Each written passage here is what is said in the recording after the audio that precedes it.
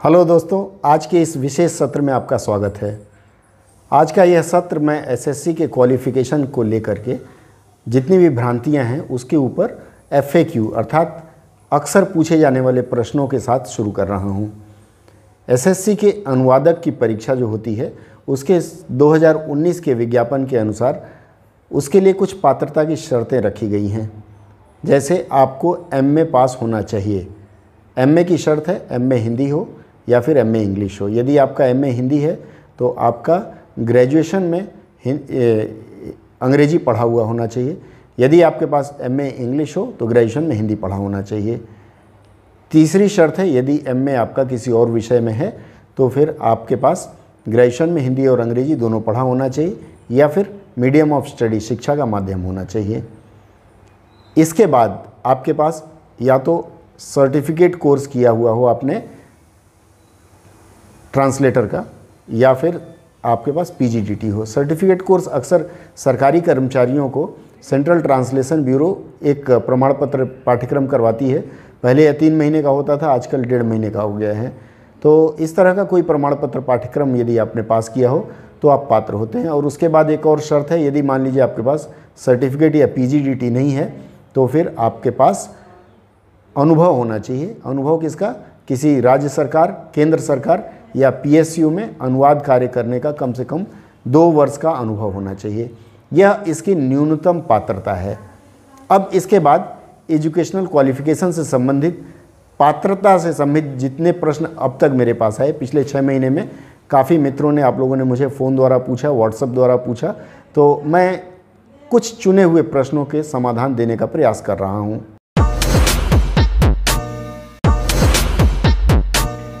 चलिए, इस क्रम में सबसे पहला प्रश्न मेरे पास आया है। इसमें प्रश्नकर्ता ने पूछा है, नाम मैं किसी का नहीं ले रहा हूँ। प्रश्नकर्ता ने कहा है कि सर, मेरा जूनियर हिंदी ट्रांसलेटर एग्ज़ाम 2019 का प्री व मेंस दोनों पास हो गया है।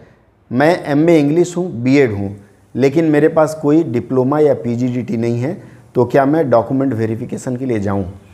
मित्रों, इस तरह का प्रश्न कई लोगों का है कि मेरे पास PGDT नहीं है, मेरे पास MA हिंदी नहीं है। तो सबसे पहले मैं डिप्लोमा वालों की बात क्लियर कर दूं। डिप्लोमा के बारे में SSC का कहना है, SSC ने अपने 2019 के विज्ञापन के पेज नंबर 7 नंबर पृष्ठ के 8.3 पैरा में यह स्पष्ट रूप से लिखा है कि candidates who have not acquired / will not acquire the essential qualification bracket में including experience as on 01.01.2020 will not be eligible.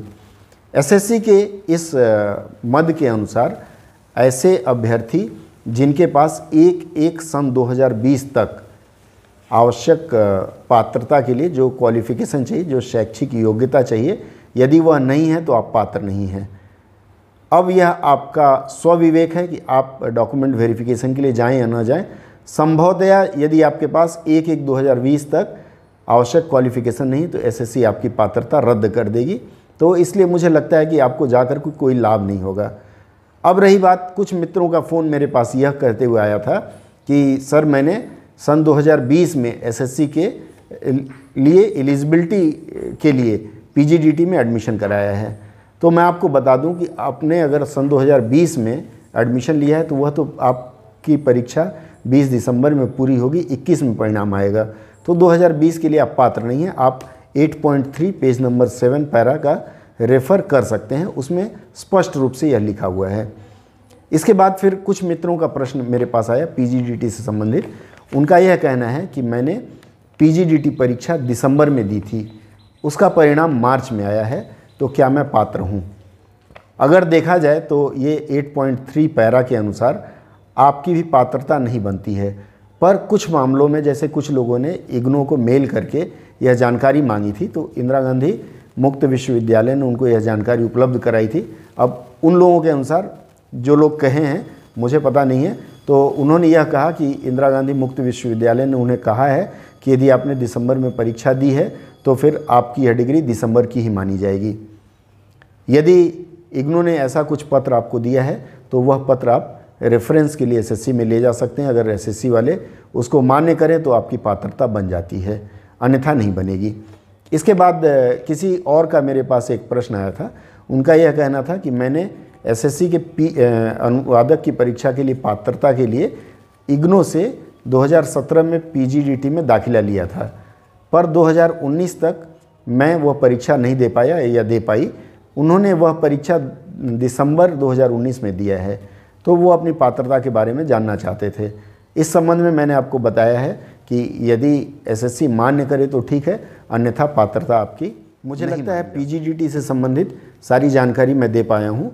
आप ध्यान रखें कि यदि आपके पास पीजीडीटी का प्रमाण पत्र 2020 1 जनवरी 2020 तक आ गया है, प्रमाण पत्र में प्रोविज़नल भी चल जाएगा, मार्कशीट भी चल जाएगा, तो आप इसके पात्र हैं।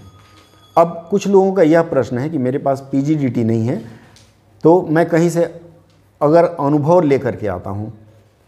देखिए, जहाँ तक अनुभव का प्रश्न है, एसएससी ने अपने विज्ञापन में यह स्पष्ट रूप से लिख दिया है, पैरा 8 में उन्होंने दिया है, पेज नंबर 6 में, कि आपके पास 2 ईयर एक्सपीरियंस सेंट्रल, स्टेट और पीएसयू का होना चाहिए। यदि इनमें से किसी का भी नहीं है, आप किसी प्राइवेट पार्टी का लेके आते हैं, तो संभवतः एसएससी उसे मान्य नहीं करेगी, तो आपका यह अनुभव काम नहीं आएगा।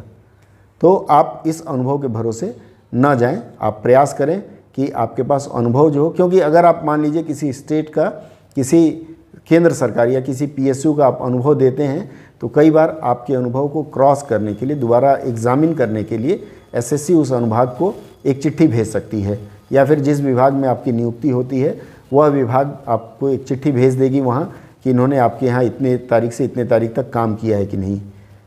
यदि आपने वहाँ कोई फर्जी प्रमाण पत्र दिया है तो किसी भी स्टेज पर जाकर के आपकी नौकरी जाने की संभावनाएं बनेंगी।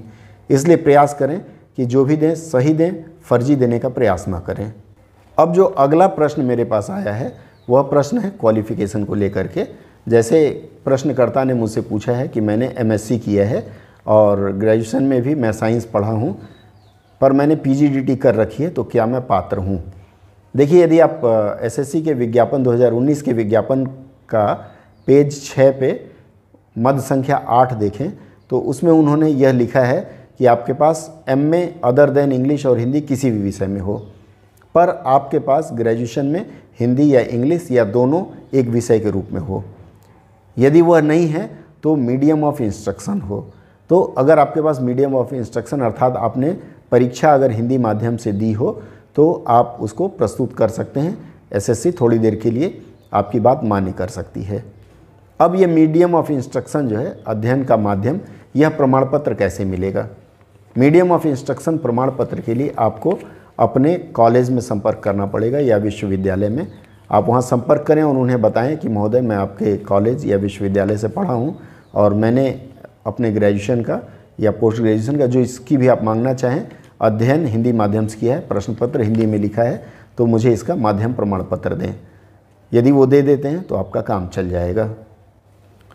अब इस संबंध में अगला जो प्रश्न मेरे पास आया, उस प्रश्नकर्ता ने पूछा है कि मैंने बीटेक कर रखी है, अर्थात वो इंजीनियर हैं और बीटेक के बाद उन्होंने एमए कर लिया है, तो उनका कहना है कि क्या वे पात्र हैं।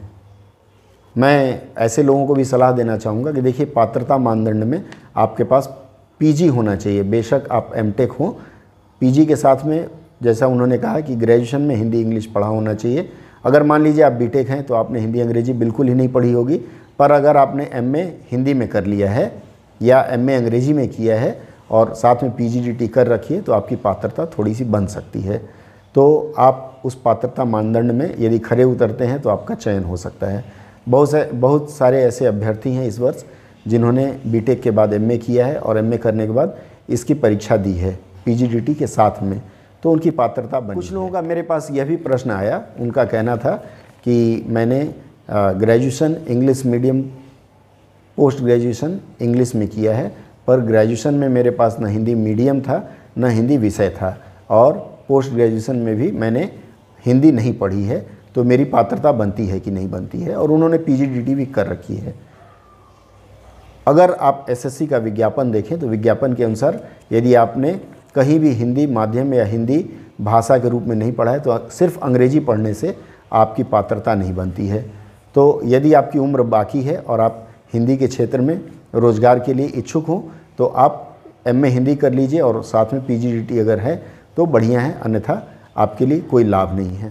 अब एक बार मैं और स्पष्ट कर दूं कि यदि आपके पास पोस्ट ग्रेजुएशन डिग्री हिंदी अथवा अंग्रेजी में नहीं है, किसी और विषय में है, तो आपका शिक्षा का माध्यम या फिर आपके पास ग्रेजुएशन में हिंदी और अंग्रेजी पढ़ा होना चाहिए और पीजीडीटी होना चाहिए, तभी आप इसके पात्र हैं। अब हम अगले प्रश्न की ओर चलते हैं। यहाँ एजुकेशनल क्वालिफ़िकेशन की आशा है मैं सारे प्रश्नों का जवाब दे चुका हूँगा। कुछ लोगों का यह प्रश्न आया कि मैंने बीएड कर रखी है, एमए कर रखी है, तो क्या मैं पात्र हूँ। कुछ लोग यह भी कहते हैं कि मैं प्राध्यापक के पद के लिए तो पात्र हूँ, फिर आप कैसे कह रहे हैं कि मैं पात्र नहीं हूँ। मित्रों, मैं आपको बताऊं कि 2019 के विज्ञापन के बाद पेपर 1 की परीक्षा लेने के बाद एसएससी ने एक अलग से नोटिफिकेशन जारी किया था और उस अधिसूचना के अनुसार एसएससी ने यह कहा था कि अब प्राध्यापक पद का चयन एसएससी नहीं करेगी। एसएससी नहीं करेगी, इसका कारण है कि एसएससी सिर्फ कर्मचारी का चयन करती है और प्राध्यापक का जो पद है वह अब सहायक निदेशक के पद के रूप में परिवर्तित हो चुका है। और राजभाषा जो रिक्रूटमेंट रेगुलेशन है उसके अनुसार असिस्टेंट डायरेक्टर अर्थात सहायक निदेशक के पद की नियुक्ति सिर्फ यूपीएससी कर सकती है। तो जो लोग प्राध्यापक के पद के लिए दावेदार हैं वो अब कृपया यूपीएससी की साइट पर देखते रहें।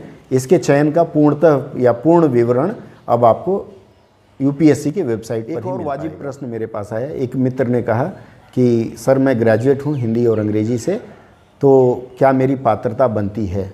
तो मैंने उनसे कहा कि नहीं, आपकी पात्रता नहीं बनती, क्योंकि पात्रता मानदंड में स्पष्ट रूप से लिखा हुआ है कि आपको एमए होना चाहिए। तो उन्होंने मुझे हवाला दिया, बताया कि मेरे एक परिचित हैं जो ग्रेजुएट थे और वो अनुवादक के पद पर कार्यरत हैं। तो ऐसे मित्रों के लिए जो सिर्फ ग्रेजुएट हैं उनको मैं बताना चाहूँगा कि सन 2018 के विज्ञापन के बाद से ही एसएससी ने अपने इस भर्ती नियम में परिवर्तन किया है और उन्होंने कहा है कि यदि अनुवादक की परीक्षा आपको देनी है तो आपकी पात्रता एमए और पीजीडीटी न हो।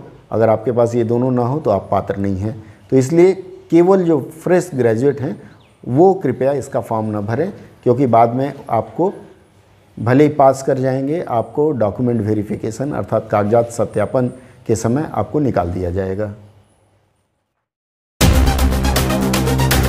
चलिए अब हम कास्ट सर्टिफिकेट लेकर के चर्चा कर लें, क्योंकि बहुत लोगों की चिंता है कास्ट सर्टिफिकेट, जैसे कोई ओबीसी हो, एससी हो, एसटी हो, इसके अलावा कुछ लोग ईडब्ल्यूएस होंगे, कुछ लोग एक्स सर्विसमैन होंगे।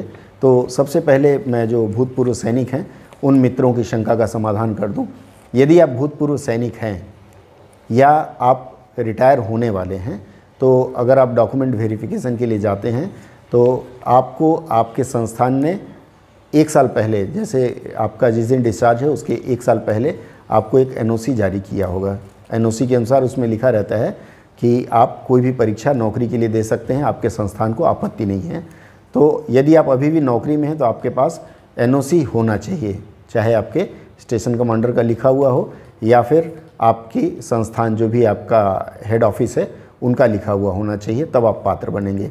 यदि आप रिटायर हो चुके हैं तो आपके पास डिस्चार्ज स्लिप होना चाहिए या डिस्चार्ज सर्टिफिकेट होना चाहिए। आर्मी, नेवी और एयरफोर्स में डिस्चार्ज सर्टिफिकेट डिस्चार्ज बुक के रूप में आता है और संभवतः आर्मी में डिस्चार्ज सर्टिफिकेट आता है, तो वह आपको लेकर के जाना पड़ेगा।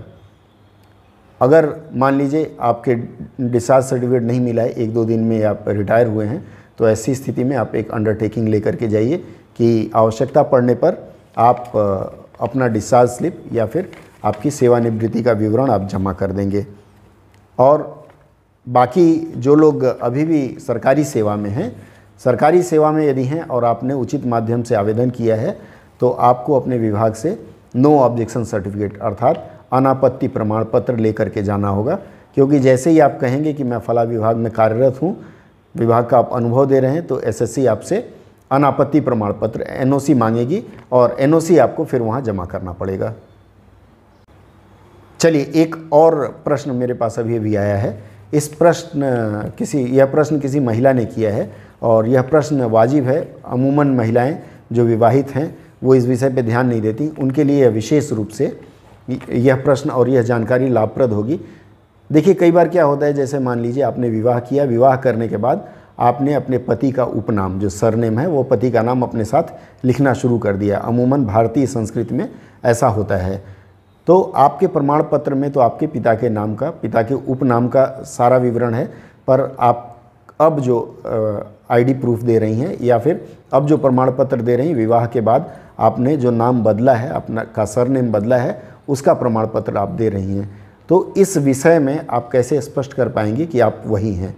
तो इसके लिए एसएससी ने कहा है कि आपके पास change of name after marriage के लिए एक सर्टिफिकेट होता है। सबसे पहला सर्टिफिकेट यह है कि यदि हाल फिलहाल आपके पतिदेव ने अपना पासपोर्ट बनवाया हो, तो जो भी विवाहित पुरुष पासपोर्ट बनवाता है उस पर पत्नी का नाम लिखा रहता है, नेम ऑफ द स्पाउस लिखा रहता है, तो उससे काम चल जाएगा।